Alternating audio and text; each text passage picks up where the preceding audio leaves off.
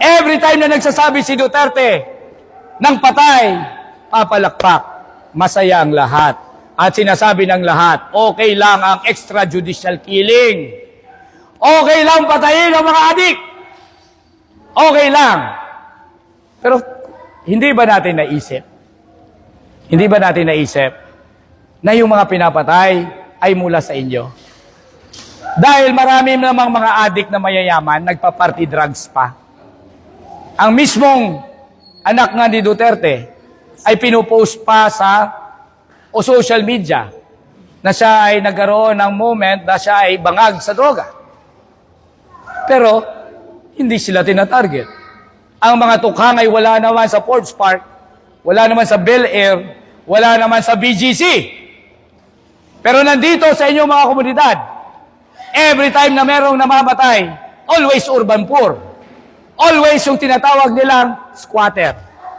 Hindi nyo ba napapansin na yung war on drugs na yan, at ang mga nagsasabing dapat patayin ng mga adik, hindi nyo ba napapansin na yan ay nanggaling dun sa mga uri ng ating lipunan na hindi mahirap? Hindi ba ninyo napapansin lahat ng nagsasabing dapat patayin ng mga adik ay hindi mahirap? Hindi galing sa squatter? Hindi nyo ba napapansin na merong middle class bias pagdating sa war on drugs? Bias ng isang economic class na ang tingin sa mahirap ay basura. Hindi nyo ba napapansin ang nagpapalaganap na okay yan ay yung mga tulad nila Sasot na hindi naman mahirap? Mga middle class. Tulad ng mga alumni ng Ateneo de Davao na ang mga estudyante ng Ateneo de Davao, yung mga nagsusulat sa kanilang school organ, naglabas ng statement at winelcome yung pagka-aresto kay Duterte. Aba, yung mga alumni ng Ateneo de Davao, nagsulat at nagalit doon sa statement of support ng mga estudyante, na mga mamahayag doon sa official organ ng Ateneo de Davao. At kinundina yung statement na yon at inilabas sa social media yung listahan, ang pangalan ng mga manunulat na yon sa Ateneo de Davao. At ngayon, yung mga manunulat na yon ay nagiging target na ng pananakot, intimidation, pambabastos, pambubusabos. Sino yung mga alumni na yon? Mahirap? Yung mga pumapalakpak na yon sa pagpatay, sila ba'y mahirap? Middle class! Middle class na merong bias pagdating sa mga mahirap. Ang tingin sa mahirap, squatter. Ang tingin sa squatter community ay kriminal. Na nandito galing ang kriminalidad. Na nandito nanggaling ang mga drogista. Na nandito nanggaling ang mga rapist. Na nandito nanggaling ang mga pumapatay. Bias ng middle class yan. Yan ang mga pumapalakpak sa war on drugs. Ang war on drugs ay simpleng mata pobre na pagtingin sa mahihirap. Kaya pinapalakpakan nila dahil wala silang pakialam kung ang mahirap ay pinapatay. Basura ang tingin nila sa mahirap. Hindi nyo ba napapansin yan? Na pinapalamon sa mismong tinitingnan nilang basura. Pinapalamon yung mga mismong matapobreng pagtingin na yan. Na kayo mga mahirap, okay lang kayong patayin. Parehas lang yan na kayong mahihirap, okay lang kayong palayasin sa lupa nyo. Na kayo mahirap, okay lang mawalan kayo ng hanap buhay. Na kayo mga mahirap, batugan naman kasi kayo. Hindi kayo nagtatrabaho. Na kayo mga mahirap, kayo pa rin ang kanilang sinisisi kung bakit ang bansang Pilipinas ay basura dahil daw binuboto ninyo ang mga walang kwenta, mga plunderer. Hindi nila alam na tinatakot kayo. Hindi nila alam na sinisira ang inyong kabuhayan. Ang war on drugs na yan, hanggang umabot na yan sa pagpatay sa inyo. Matapobreng gyera sa droga. Matapobre, napatay ng mahirap. Meron na ba kayong nabalitaan na galing sa Forbes Park? Di ba kamakailan lang nagsabi si Kitty Duterte, gumamit siya? Kinundi na ba nila? Pero kapag kayo, patay. Di ba? Matapobre ang mga nagpapalakpak sa war on drugs na yan. At umabot na sa sukdula ng mga dinastiya na pwede nilang patayin ang mahihirap. Pwede nilang ubusin. 30,000 at pinabalakpakan yan. At itong dinastiyang ito umabot na sa pinakasukdulang forma niya na meron na itong ideolohiya. May ideolohiya na sila. Ang ideolohiya nila ay Dutertismo. Yan ngayon ang pinapalaganap sa buong Pilipinas. Ito yung ideolohiya ng Dutertismo. Ito yung politika na walang laman. Walang laman. Kapag ikaw ay sumusunod sa Dutertismo, walang kang ibang laman, kundi Duterte, tao. Walang content. Walang sinasabi tungkol sa sahod. Walang sinasabi tungkol sa maralita. Walang sinasabi tungkol sa magsasaka. Simple lang ang content o ang laman ng Dutertismo. Sambahin si Duterte. Kaya nga, sa rally nila, pag nag-rally tayo, anong pinananawagan natin? Sahod, itaas, presyo, ibaba, may laman, may programa. Ang Dutertismo, walang iba na sinisigaw, kundi Duterte. Duterte. Kulto! Kaya nga ang Dutertismo at ang kulto ay parehas. Kaya nga magkaibigan at magkamag-anak ang Dutertismo at si Kibuloy. Umaabot na, sukdulan na forma yan ng dinastiya. Sukdulang forma ng isang pamumuno o political na sistema ng mga political dynasty. Dahil karakter ng political dynasty yan.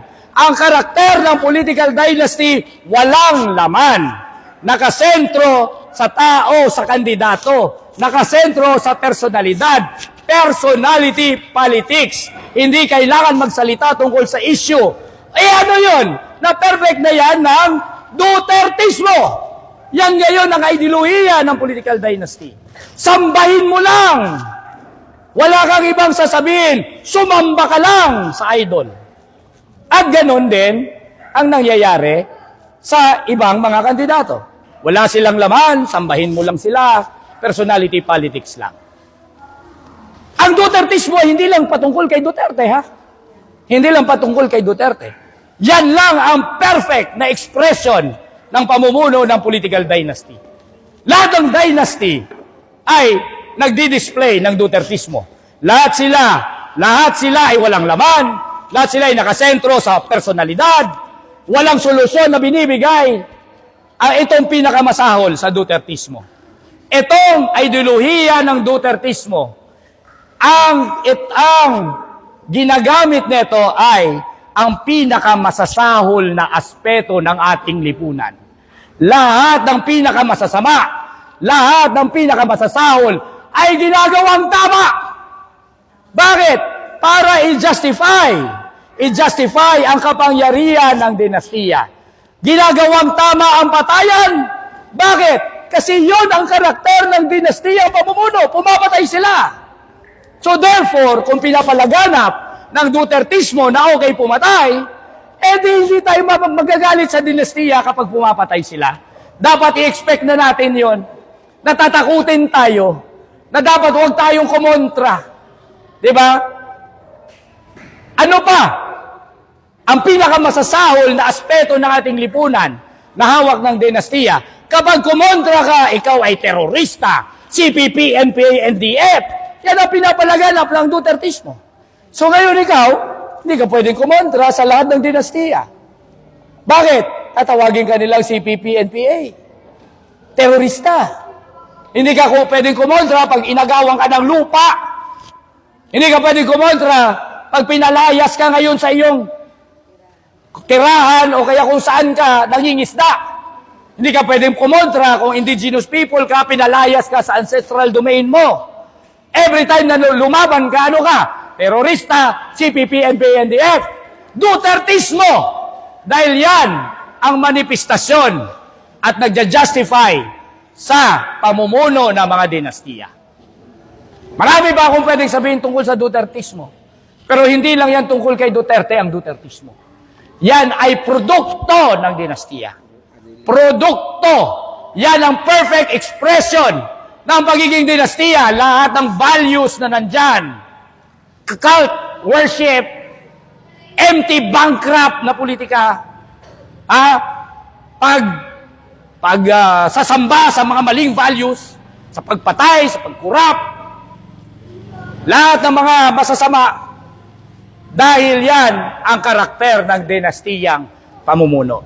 So umabot na tayo na itong dinastiyang pamumuno, nasa perfect form na siya, pwede na siyang pumatay, may impunity na, grabe na ang pagnanakaw, grabe ang pagpapabaya at pagpapalayas, pagdidisposes sa mga mahihirap, at ang values ay baliktad na. Values na ng mga masasamang dinastiya ang okay. Wala ng human rights, wala ng karapatan ng mga maliliit, walang karapatan magreklamo. Ang ibig sabihin noon, umaabot na tayo sa punto na talagang sila na lang ang nasa power at nasa pwesto. Ginagago tayo na itong political dynasties na ito. At ginagago tayo ngayon na dapat sila lang din ang pipiliin natin sa eleksyon. Ginagago tayo nila ngayon at pinapagalaganap nila na either kay Marcos ka lang o kay Duterte ka lang. At ang dapat nating sagot sa eleksyon na to, hindi kami maka-Marcos, hindi kami maka-Duterte. Titindigan namin ang aming mga sarili. Papalayain namin ang aming mga sarili. Doon sa tanikala ng mga dinastiya.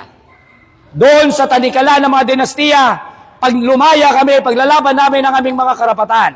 Karapatan mabuhay bilang tao. Paglalaban namin ang aming mga tirahan sa mga lupa na dapat kami ang nandyan nakapwesto. Hindi sila Henry C., hindi sila Manny Villar, kundi kami dahil tao kami at hindi kami basura. Ipaglalaban namin ang karapatan pang tao namin, hindi kami aso na pwede lang patayin. Ipaglalaban namin ang aming kabuhayan, mga mangingisda, magsasaka, manggagawa, mga IP.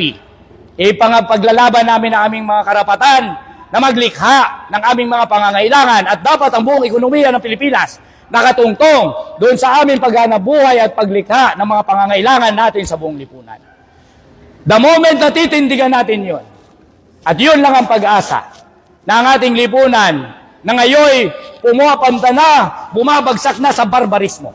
Yan lang ang pag-asa na ibalik natin muli na maging makatao ang lipunan. Yan lang po. Maraming salamat. Mabuhay tayong lahat.